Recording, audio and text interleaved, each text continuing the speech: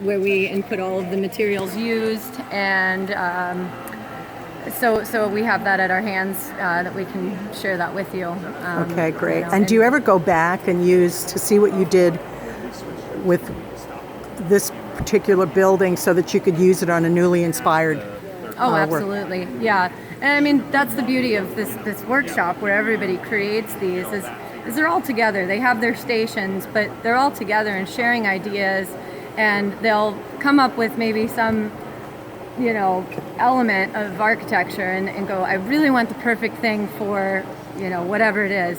And they'll share in that knowledge, and maybe one artist jumps in and says, you know what would be great for that is, you know, if you cross cut a walnut, and that would make the perfect shape for a stained glass window. So there's a lot of collaboration, although, you know, most of these are one single artist that spends many weeks or months creating. But there's still a lot of collaboration that goes on, you know, from the time the building is just a shell of itself all the way up to the finished product. Okay. Do you work on the buildings as well, or how did you get involved? You know, with this, your Well, father say, okay, it's time. I mean, you didn't have to, really, right? That's absolutely right. So when I was younger, from the time I was about 16, I did work in the workshop building the buildings. I then moved on to a career in advertising for about 10 years.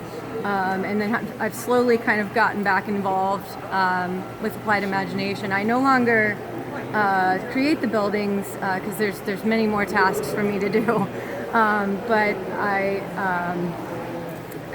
absolutely love watching these artists create these works of art because it's amazing to sit and watch. You know, every day I get to come in and they've done something new. You know, and that's a joy for me. It's also, so for me to see, I think it's great that you're using plant parts and things are not wasted. Yeah. You know, so there's an element of sustainability. Oh, absolutely. Yeah, there is, and you know, that's the beauty of having these installations in botanical gardens. With using the organic material, it works so much better than just the plastic houses that you would find in a typical train display. I mean, that was kind of the catalyst for why Paul went this route in the first place. Is he said, you know, botanical gardens are these beautiful, immersive places with all of these different types of plants. I can't put a plastic house amongst a train display in such a beautiful environment, and that is what inspired him to start doing this. And you know, and now it's just grown to. Yeah. But he's 60s, though. Is he part of the 60s generation or just a little bit before? Yeah, he was born in 1949, so yes, he lived his way right through the 60s. So he went right through the 60s. I don't know what it is, but it's that whole ethos, you know, because that's when organic, people were looking at organic and everything. Now, the one thing that you do, you have shellac on it. Yep. Is there any substance that you could use that would be able to last? I don't know. Egg white has it's a vegetable-based resin. Paul taught me. Oh, it about that. is? Yes. Yes. Oh, Yeah, it's cool. It's as organic as it can be. Yeah. Okay. So yeah, So, it is okay. water-based. Yeah. Yeah.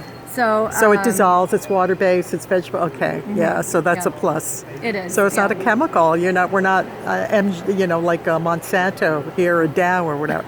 Sorry, I won't say. I'll take that out. You know. Yeah. Okay. So okay, great.